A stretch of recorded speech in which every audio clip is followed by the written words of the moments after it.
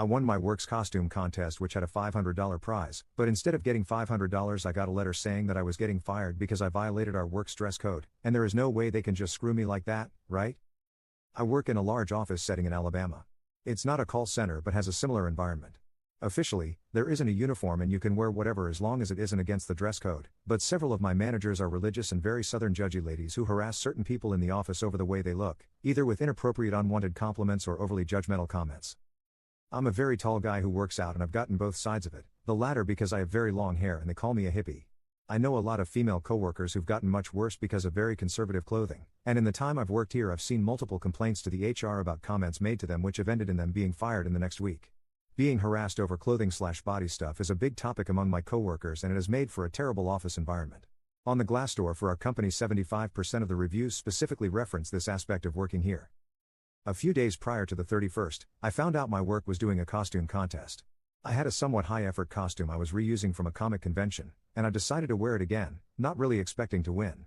My workplace has over 100 employees and the top prize for winning included $500 in cash and several gift cards. It is worth noting that the costume is not in any way sexual or inappropriate for work, or more specifically from our dress code. If you are curious, the character I dressed up as was Gona Gokuhara, and if you Google him nothing is inappropriate about his design/against our dress code save for being barefoot, and I broke character for that by wearing sandals. The most inappropriate thing I can think of is that there were fake bug toys in the bug box. Virtually no one is our office dressed up, which I wasn't expecting but it made sense. It was me, one new girl who wore a kitty ear headband and a set of cheap fairy wings, and several of my female managers, all of whom went all out. Everyone in my office has strong resentment for our managers for reasons mentioned above and I ended up winning the vote because of it. The headband girl won second. I was told that I'd be sent my prize via direct deposit yesterday. I did not, and instead got an email explaining that I was being terminated for abuse of the office dress code. When I called my manager for clarification, she said that my costume clearly violated dress code. After I asked what rule it was that I broke, she told me that I knew what it was and was hung up on. I'm young and I've honestly never dealt with a level of blatant unprofessionalism in the workplace on this level before and I really don't know what to do. Do I have rights on this? They can't seriously do that, right? Update. Well, my problem essentially ended up closing itself out within a day. Had initially planned on writing this last night but got sucked into a web novel, Worm, really good stuff, which made me forget about it. A lot of people had questions about stuff, so to clarify, our office does have a defined and written dress code, but it is very lax, at least on paper. Things are specifically listed in what we can and cannot wear, and the latter category is made up of very few things, beyond explicit stuff.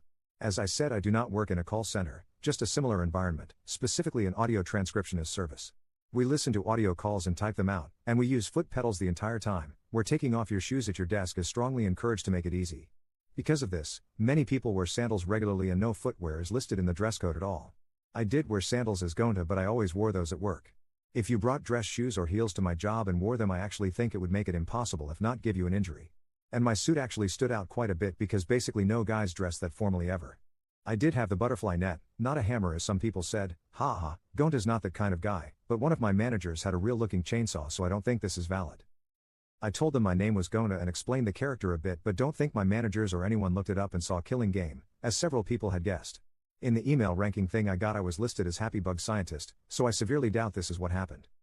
Very soon after my initial post, a friend I'd told about what happened had his father call me, a guy who owns a mid-sized business in another part of town.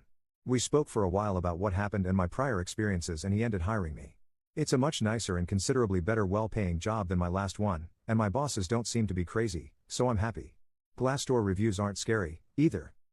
I was still a bit salty over the $500, and I had planned on maybe finding out if there was a way to report them for holding a fraudulent contest or something even if I had little recourse on the job, but one of my managers actually ended up passing away after a car accident and another who was with her is in the hospital under critical condition, last I'm told, and has apparently suffered some brain damage.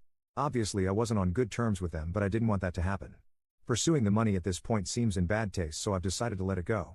She wasn't nice to me but hopefully my second manager ends up being as fine as she can be given the circumstances. Thank you again for the legal advice and empathy helped me through this, even if things just sort of ended up happening themselves. Workers' rights do seem to be pretty screwed up in this country though, haha.